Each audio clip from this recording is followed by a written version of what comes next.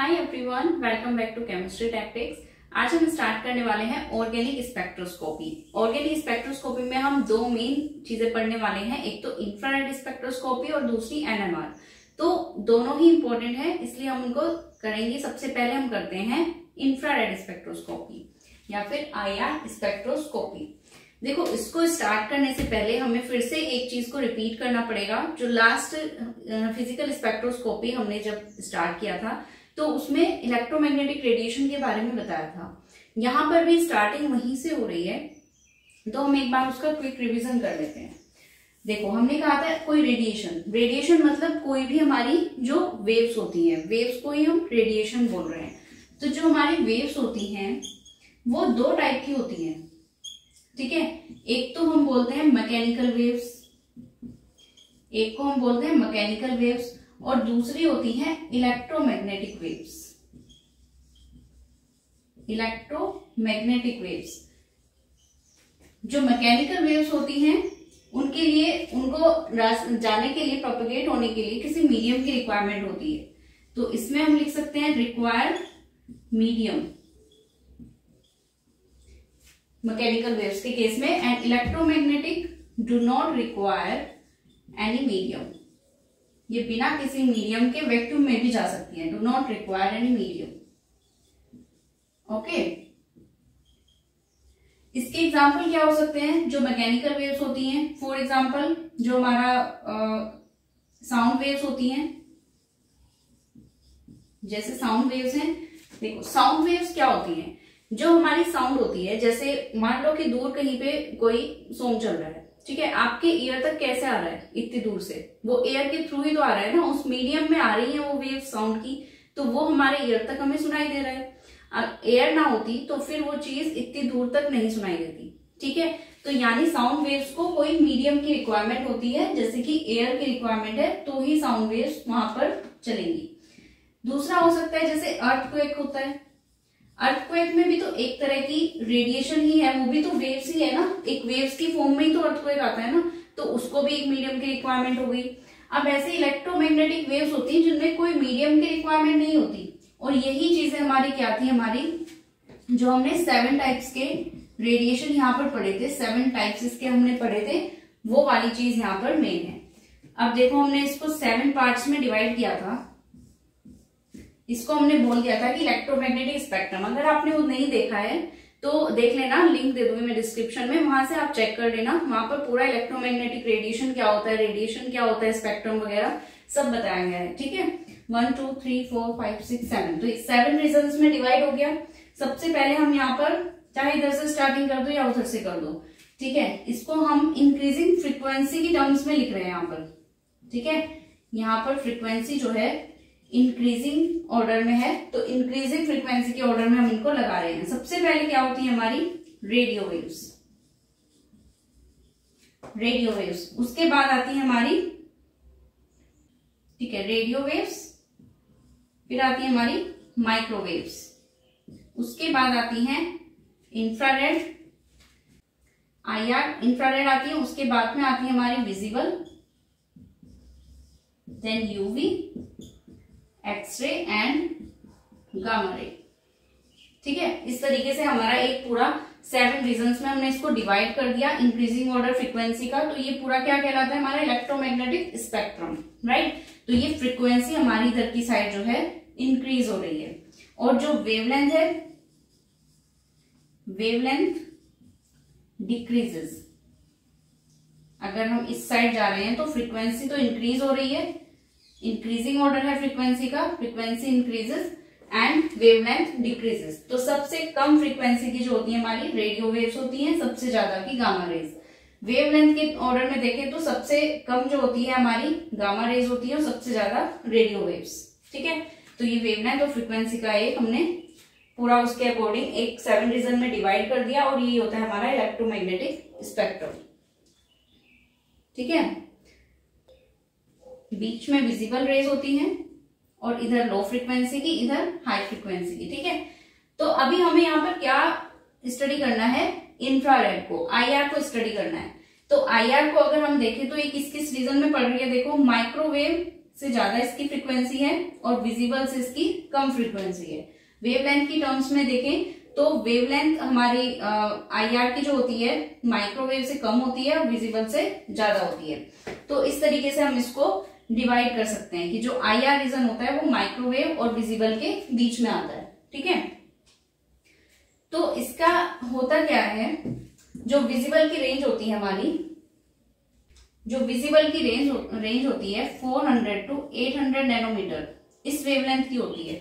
अब जो IR की होगी वेवलेंथ वो क्या होने वाली है, क्योंकि वेवलेंथ हमारी इधर ज्यादा वाली है तो ये ज्यादा से कम होती जा रही है, ये कम, तो यानी यहाँ पर IR की जो वेवलेंथ है वो इस विजिबल रेंज से थोड़ी ज्यादा होनी चाहिए।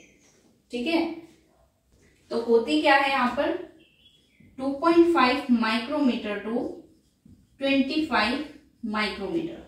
ठीक है, ये रेंज होती है हमारे इस वेवलेंथ की। अब आप यहाँ पे देखो ये नैनोमीटर में है यानी 10⁻⁹ मीटर, ये माइक्रो में है यानी 10⁻⁻6 मीटर। तो कौन बड़ा है कौन छोटा है, जितनी ज्यादा माइनस में पावर होगी वो उतना ही छोटा होता जाएगा। ठीक है, तो यानी ये वाली चीज हमारी इससे विजिबल से बड़ी है, तो IR की जो वेवलेंथ होती है वो विजिबल से ज्यादा होती है। तो अब हमें इसी चीज को स्टडी करना है IR को। ये तो जनरल एक इंट्रोडक्शन हुआ था कि इलेक्ट्रोमैग्नेटिक स्पेक्ट्रम हमने बनाया, उसमें कहाँ पे IR की रेंज आती है।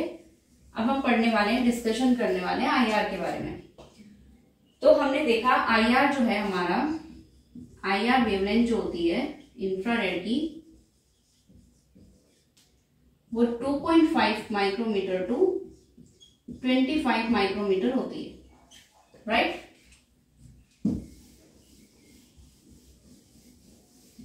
अब ये तो है वेवलेंथ की टर्म्स में,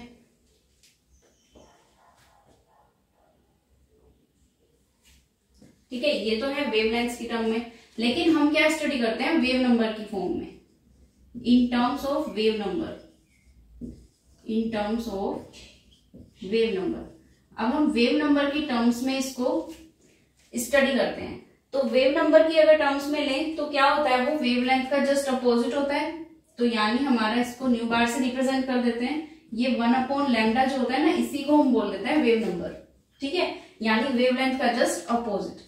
तो जब हम इसको अपोजिट करने वाले हैं यानी 1/2.5 माइक्रोमीटर या फिर 1/25 माइक्रोमीटर, तो अगर हम इसको डिवाइड करने वाले हैं तो देखो कैसे आएगा आंसर, 1/2.5 इंटू 10⁻⁻6 मीटर। ठीक है, अभी देखो वेव नंबर जो होता है ना हमारा, वो पर सेंटीमीटर में हम लेते हैं। वेव नंबर की जो यूनिट होती है हम पर सेंटीमीटर में यहाँ पर लेने वाले हैं फ्रीक्वेंसी। तो हम वेव नंबर पर सेंटीमीटर में लेंगे, यहाँ पर मीटर में आया तो हम इसको चेंज कर सकते हैं। 1 मीटर इक्वल टू 10⁻² 100 सेंटीमीटर, तो 2.5 इंटू -6 इंटू इतना ये आ गया। ठीक है, ये सेंटीमीटर में आ गया। जब ये ऊपर जाएगा, ये डिनोमिनेटर है न्यूमरेटर बन जाएगा, तो ये पर सेंटीमीटर हो जाएगा। इसी तरीके से हमने 1/25 को किया, ये भी हमने सेंटीमीटर में ले लिया। ठीक है, तो जब हम इसको 1/2.5 करेंगे, ये चीज क्या आएगी यहाँ पर देखो 10 -4 आ जाएगा, 6 -2 हो जाएगा -4। जब ये ऊपर जाएगा तो ये बन जाएगा प्लस का 10⁻⁴ और पर सेंटीमीटर में। तो जब ये चीज आ गई है यानी कि ये 2.5 पॉइंट हटाकर एक 0 लगा दो, तो ये क्या आएगा इसको सोल्व करके 4000 पर सेंटीमीटर।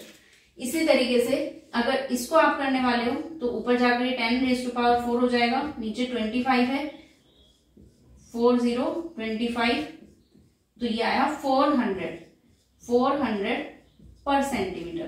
तो यानी 4000 to 400 पर सेंटीमीटर हमारी क्या दी हुई है, वेव नंबर फ्रीक्वेंसीज की जो फ्रीक्वेंसी होती है IR की वो दी हुई है। ठीक है, तो ये जो रेंज आई है हमारी IR की वो आई है 4000 to 400 पर सेंटीमीटर।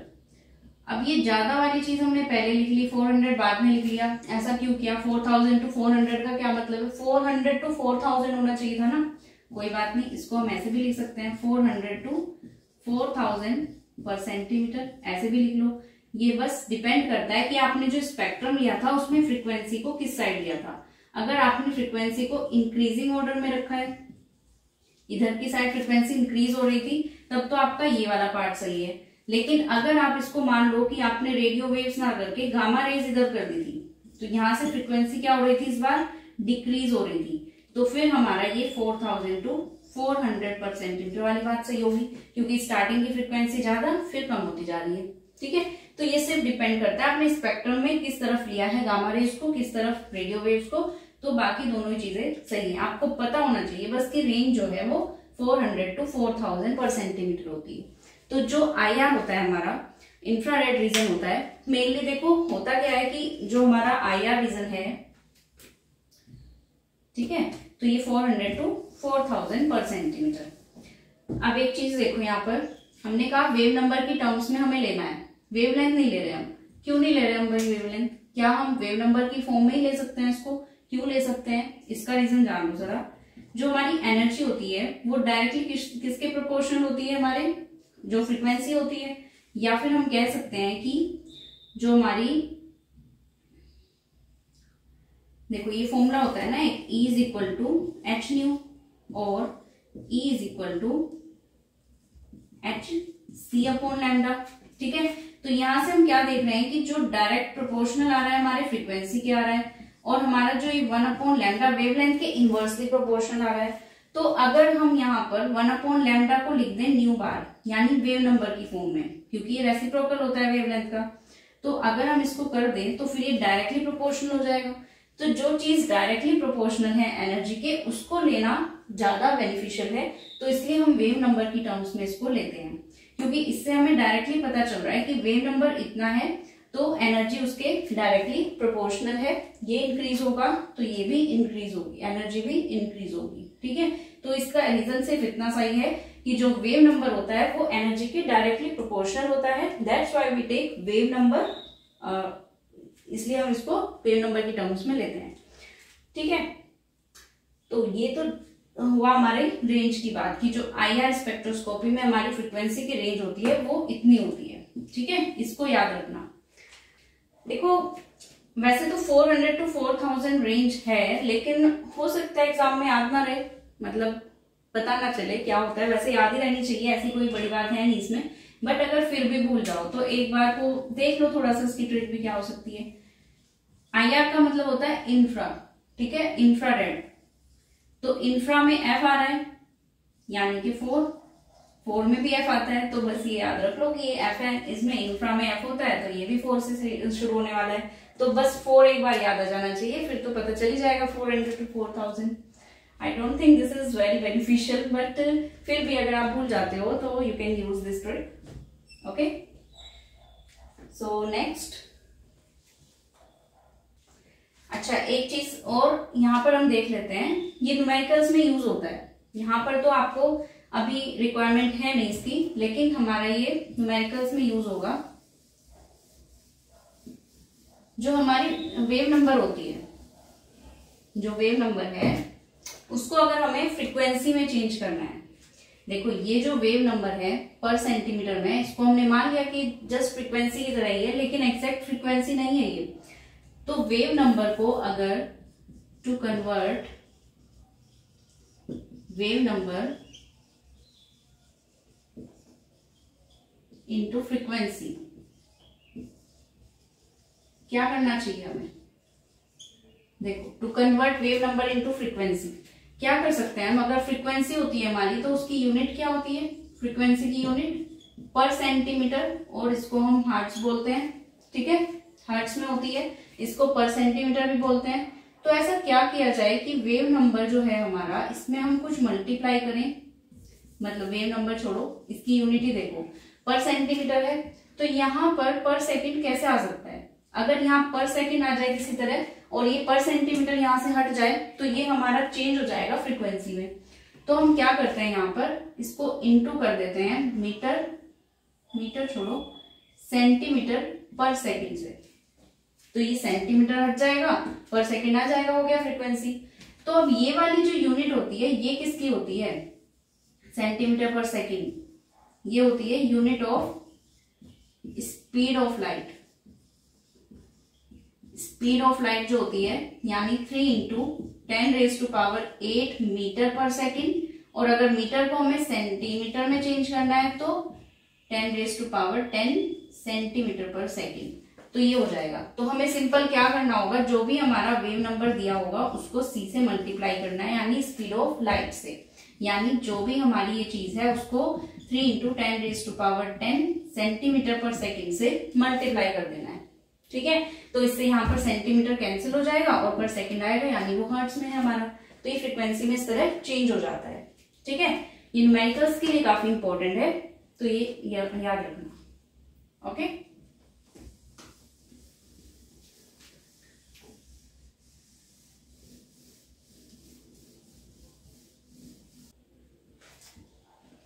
अब नेक्स्ट टॉपिक देखते हैं।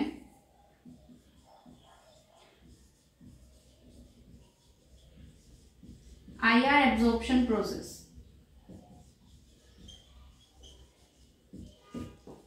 इंफ्रारेड का एब्जॉर्प्शन प्रोसेस कैसे होता है? देखो, प्रोसेस जो हमारे एब्जॉर्प्शन का होता है वो सब में सेम होता है, चाहे वो आईआर हो चाहे वो माइक्रोवेव हो। कैसे होता है बहुत बार बता चुकी हूँ पहले भी। कोई रेडिएशन है, कोई सोर्स है हमारा, वहां से कोई रेडिएशन आ रही है, मॉलिक्यूल्स पे पड़ रही है, मॉलिक्यूल्स के वाइब्रेशन की फ्रीक्वेंसी, क्योंकि आईआर का मतलब क्या है वाइब्रेशन, माइक्रोवेव का मतलब क्या था रोटेशनल। तो जब हमारा आईआर है दैट मीन्स वहां पर मॉलिक्यूल वाइब्रेट कर रहा होगा।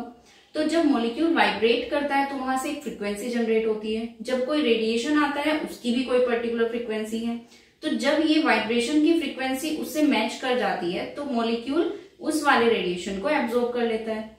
एब्जॉर्ब करने के बाद वो कुछ हायर एक्साइटेड स्टेट्स में चला जाता है। ठीक है, वहां पर कुछ एनर्जी लेवल्स बनते हैं, वो एनर्जी हम फाइंड करते हैं। ये सब चीजें हमने देखी थी फिजिकल स्पेक्ट्रोस्कोपी में। सेम प्रोसेस होता है आईआर में भी, ये भी सेम ही प्रोसेस है कि हमारी रेडिएशन आई, मॉलिक्यूल ने एब्जॉर्ब की उस पर्टिकुलर फ्रीक्वेंसी को, तो उस तरीके से हमारे एक्साइटेड स्टेट में मॉलिक्यूल गया। ये चीज हुई है। अब आईआर में अच्छा देखो, एब्जॉर्प्शन तो करेंगे लेकिन हर मॉलिक्यूल एब्जॉर्ब नहीं करता है। उस रेडिएशन को हर मॉलिक्यूल एब्जॉर्ब नहीं करता है। कौन से करते हैं? सिर्फ जिनमें डायपोल मोमेंट होता है, जिनमें डायपोल मोमेंट होता है। डायपोल मोमेंट क्या होता है इसकी अलग से एक वीडियो बनाई है, उसका भी लिंक डिस्क्रिप्शन में मिल जाएगा, वहां से देख लेना। उसमें सब बताया डायपोल मोमेंट क्या होता है, कैसे होता है। तो डायपोल मोमेंट क्या होता है हमारा, कि जिस मॉलिक्यूल में हमारा डायपोल मोमेंट प्रेजेंट है उसी मॉलिक्यूल को, वही मॉलिक्यूल जो है उस रेडिएशन को एब्जॉर्ब करेगा, इस आईआर की फ्रीक्वेंसी को एब्जॉर्ब करेगा, अदरवाइज तो नहीं करेगा। तो डायपोल मोमेंट होना जरूरी है, यानी म्यू जो है वो नॉट इक्वल टू जीरो ना हो, कुछ ना कुछ वैल्यू होनी चाहिए। तो जैसे हमारे H2N2 टाइप के मॉलिक्यूल्स होते हैं, इनमें क्या होता है हमारा, इसमें तो हमारा डायपोल मोमेंट प्रेजेंट है ही नहीं, यहाँ पर तो म्यू 0 होता है इस केस में। तो जो इस तरह के मॉलिक्यूल्स होते हैं वो आईआर को एब्जॉर्ब नहीं करते, वो हमारे आईआर इनएक्टिव होते हैं। इसीलिए इनको इनएक्टिव बोला गया है। किसी चीज का एक्टिव या इनएक्टिव होना यही तो है कि आईआर की फ्रीक्वेंसी को एब्जॉर्ब ही नहीं करते, तो इसलिए इनको बोला गया कि ये इनएक्टिव होते हैं। राइट, तो ये था हमारा आईआर का एब्जॉर्प्शन प्रोसेस। जैसे सबका होता है ऐसे ही ये भी है।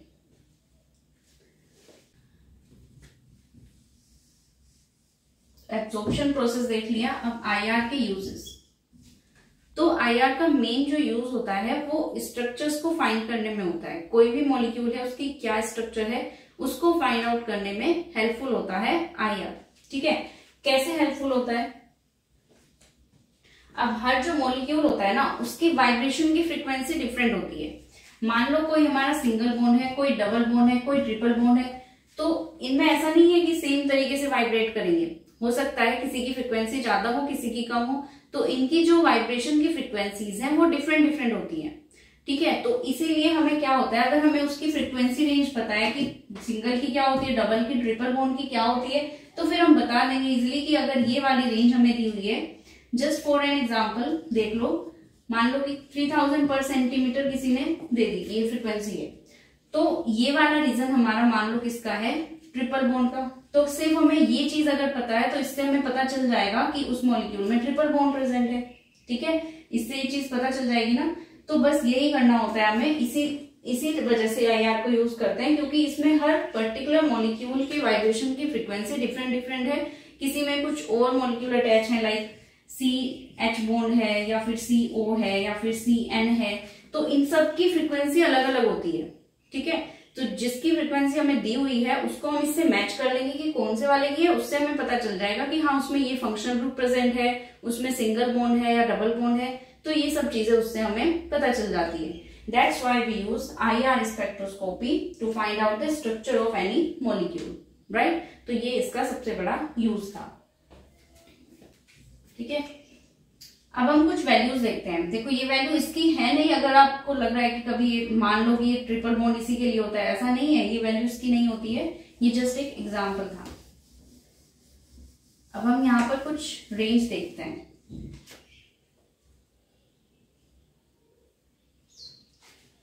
जैसा कि हमने कहा था कि 400 to 4000 पर सेंटीमीटर ये होती है इसकी रेंज IR की। ठीक है, अब इसमें जो है, जो 400 से स्टार्ट होकर 1600 तक या 1650 तक मान लो, इतने पर सेंटीमीटर की जो रेंज होती है, उसमें जो आते हैं हमारे कौन कौन से ग्रुप आते हैं। ठीक है, जो 400 to 1650 पर सेंटीमीटर इस रेंज के जो होते हैं, उसमें हमारे आते हैं मेनली ये वाले बॉन्ड्स, जो कार्बन कार्बन सिंगल बॉन्ड हो गया, कार्बन ऑक्सीजन का सिंगल हो गया, कार्बन नाइट्रोजन का सिंगल बॉन्ड हो गया, या फिर हमारे जो कार्बन Cl वाले हैं, Br वाले हैं, I वाले हैं, इस तरह के जो भी होंगे हमारे, वो सब इसी रेंज के अंदर आएंगे। ठीक है, इनकी कुछ पर्टिकुलर वैल्यूज भी होती हैं, वो भी हम आगे डिस्कस करेंगे। फिलहाल तो ये रीजन देख लो कि इससे इस रीजन के अंदर इन सब की फ्रीक्वेंसी होती है। ठीक है, इसी रेंज में हमारे डबल बॉन्ड भी हो सकते हैं, carbon carbon double bond, carbon nitrogen वाला बॉन्ड, तो ये भी इसमें हो सकते हैं डबल बॉन्ड भी। ठीक है, इनकी थोड़ी हाई फ्रीक्वेंसी हो जाती है, बस इनसे थोड़ी ज्यादा होती है डबल बॉन्ड वालों की।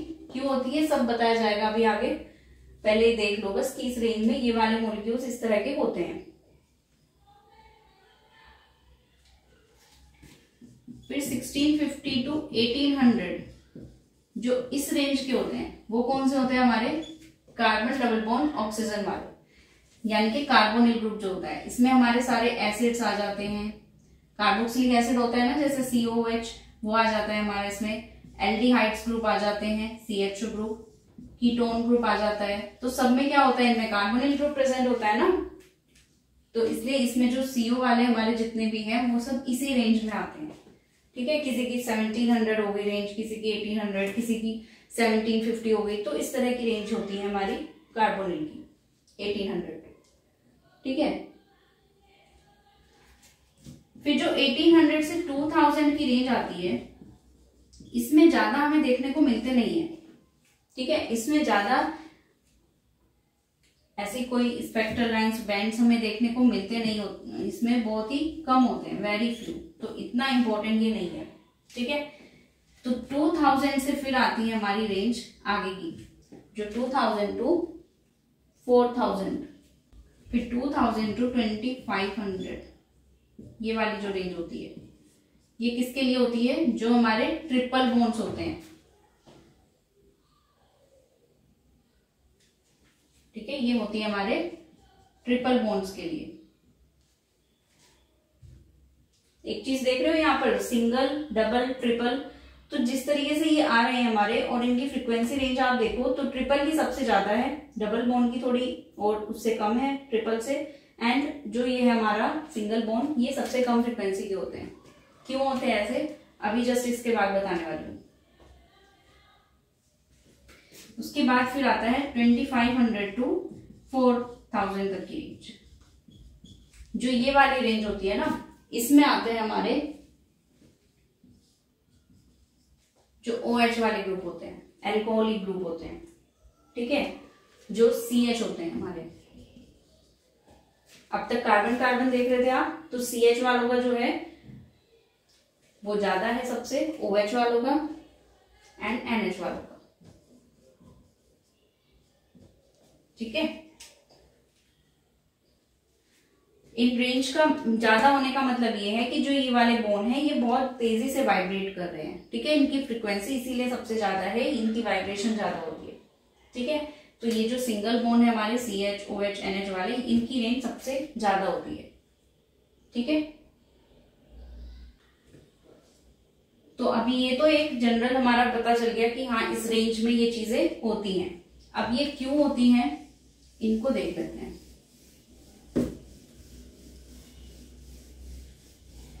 सबसे पहले देखो, जो सिंगल ट्रिपल डबल कोई सा भी बॉन्ड हो, किसी भी तरह का बॉन्ड है, किसी भी तरह का मॉलिक्यूल है, वो किस किस तरीके से हमारे वाइब्रेशन करता है। हम अब मोड्स ऑफ वाइब्रेशन को पहले स्टडी करते हैं। मोड्स ऑफ वाइब्रेशन यानी जो वाइब्रेशन के टाइप्स हैं, किस किस तरीके से वाइब्रेट कर सकता है मॉलिक्यूल, मोड्स ऑफ वाइब्रेशन, ये हम सबसे पहले करते हैं। तो मोड्स ऑफ वाइब्रेशन जो होता है ना हमारे, वो दो तरह के होते हैं। एक तो होते हैं स्ट्रेचिंग वाले, जिसमें स्ट्रेच होता है मॉलिक्यूल, दूसरा होता है बेंडिंग वाले, जिसमें मॉलिक्यूल बेंड हो जाता है, ठीक है। एक में तो स्ट्रेच हो रहा है और एक में बेंड हो रहा है, ठीक है, नीचे की साइड। तो ये दो तरह की स्ट्रेचिंग हमें देखने को मिलती है। दोनों ही चीजों से क्या होगा, स्ट्रेचिंग तो आएगी। अगर कोई ऐसा मॉलिक्यूल हो, अभी मान लो कोई आपके पास कोई इलास्टिक है, ठीक है, कोई इलास्टिक है, रबर बैंड है, तो आप उसको क्या करोगे, उसकी पोजीशन से ऐसे स्ट्रेच करोगे तो स्ट्रेच हो जाएगा, ठीक है। वहीं पे आप कुछ ऐसा ले रहे हो कि बहुत ही, कोई भी स्ट्रो ले रहे हो, मान लो स्ट्रो को ले रहे हो, तो स्ट्रो को कैसे स्ट्रेच करते हो आप, अगर आप उसको बेंड कर दो तो वो स्ट्रेच हो जाती है नीचे की साइड। या फिर इस तरह के कोई कई सारे एग्जांपल आप ले सकते हो कि जो वाइब्रेशंस हो रही है हमारी, या तो वो स्ट्रेचिंग से हो रही है या फिर बेंडिंग से हो रही है। तो अब स्ट्रेचिंग में भी क्या होते हैं हमारे, दो तरह के होते हैं ये भी, या तो हमारे सिमेट्रिक हो जाए, यानी हम एक ही तरीके से उसको स्ट्रेच कर रहे हैं, या फिर एसिमेट्रिक हो जाए, सिमेट्रिक हो ही ना उसमें, एसिमेट्रिक टाइप के हो जाते हैं, ठीक है। इसी तरीके से हमारी बेंडिंग होती है। बेंडिंग में हमारे चार तरीके से हम कर सकते हैं। एक तो होता है scissoring, rocking, waging and twisting.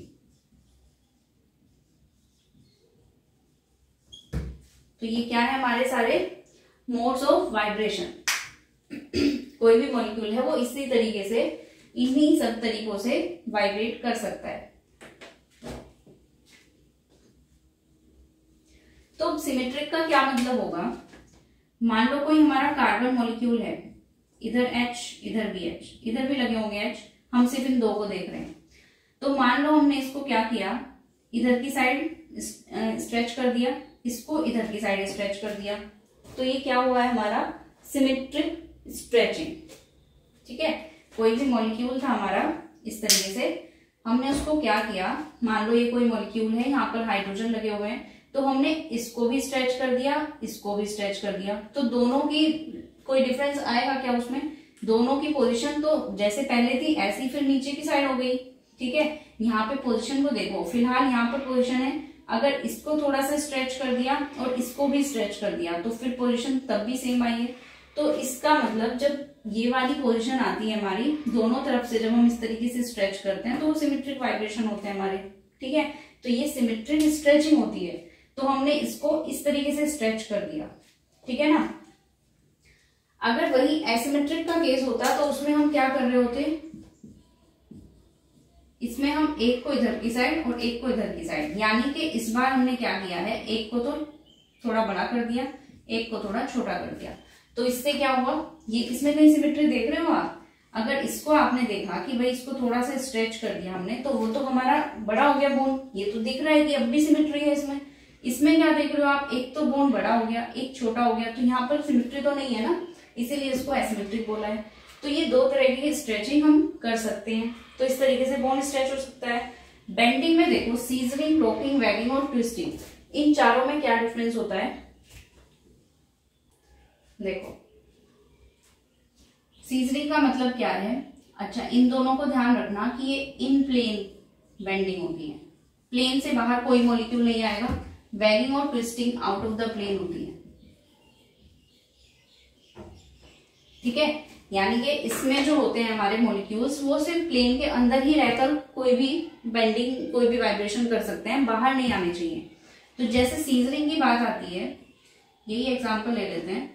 तो अगर हमारा कोई प्लेन है, एक प्लेन के अंदर है ये, तो ये क्या करते हैं हमारे सीजरिंग में, ये इधर की साइड और ये इधर की साइड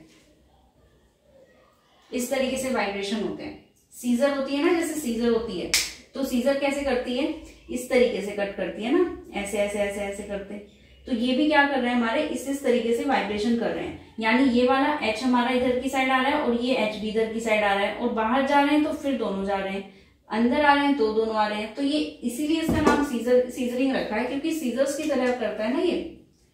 चाहे आप इसको बाहर करो या अंदर की साइड करो, तो ये इस तरीके के वाइब्रेशन, बेंडिंग वाइब्रेशन करता है। ठीक है, प्लेन से बाहर नहीं आएगा। ये जो मॉलिक्यूल है ये आपके उसी प्लेन के अंदर कर रहे हैं वाइब्रेशन। ठीक है, ब्रोकिंग में क्या होता है, इसका जस्ट अपोजिट हो जाएगा।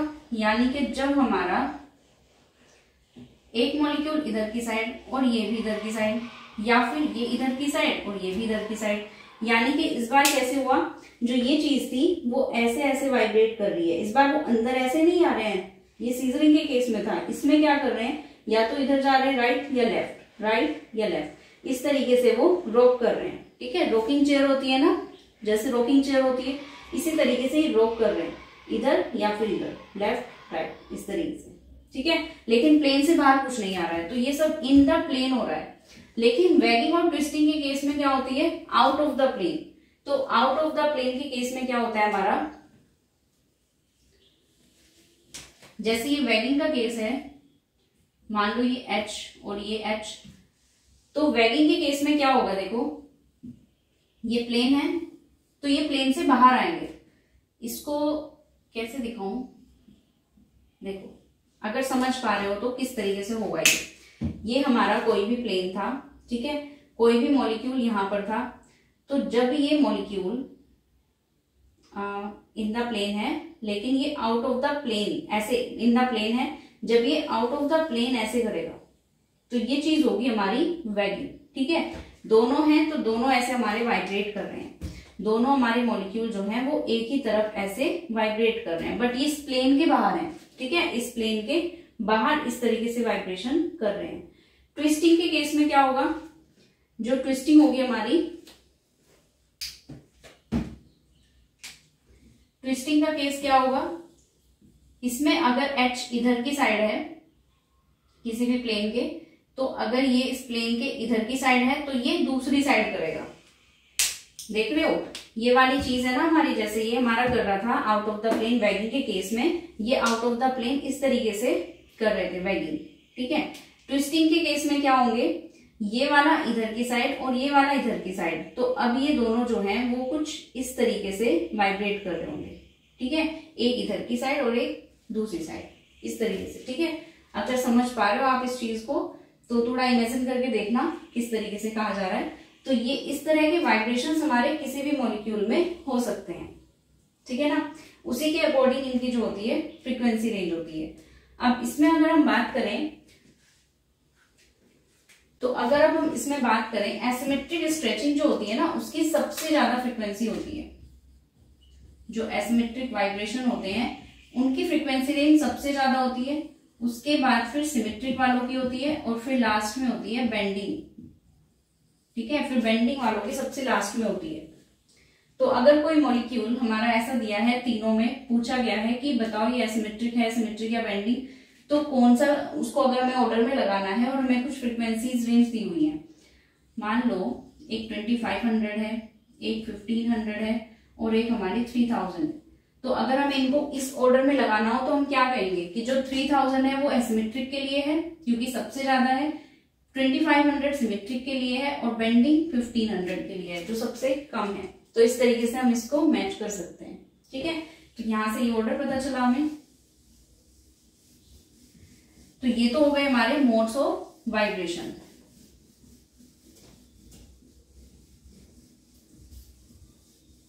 नेक्स्ट ना हम नेक्स्ट, यहाँ तो अभी हम इतना ही करते हैं। नेक्स्ट क्लास में अब हम स्टार्ट करेंगे कि जो फैक्टर्स होते हैं, क्या फैक्टर हमें इफेक्ट करते हैं जो हमारी स्ट्रेचिंग फ्रीक्वेंसी होती है उसको। यानी अब हम वो मेन चीज करने वाले हैं जो हमारे डबल, ट्रिपल, सिंगल, उसमें बताया था ना कि ट्रिपल की ज्यादा क्यों होती है फ्रीक्वेंसी रेंज, तो उसी का रीजन यहाँ पर अब होगा। तो नेक्स्ट क्लास में देखना, उसमें सब रीजन पता चलेंगे कि किसकी ज्यादा किसकी कम क्यों होती है, वो किसकी क्या रेंज होती है, कैसे उसको याद रखें, तो हम नेक्स्ट क्लास में करेंगे। अभी के लिए तो इतना ही है। Thanks for watching and keep learning.